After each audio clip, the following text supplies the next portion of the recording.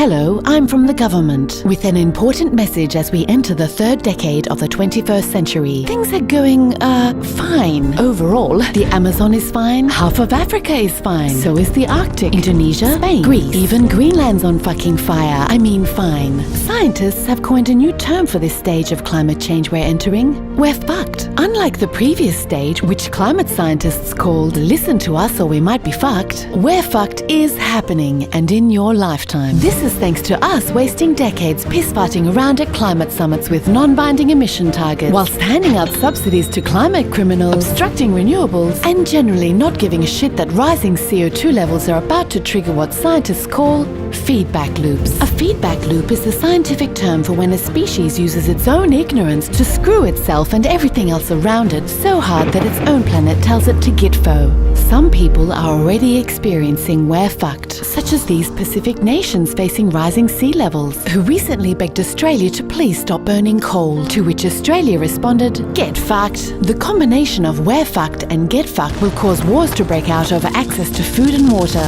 except in America, where the chosen one will just nuke hunger. Would you like to know more? But please don't panic. If the realization that we're fucked troubles you, why not ride a bike to work, have shorter showers, or send thoughts and prayers?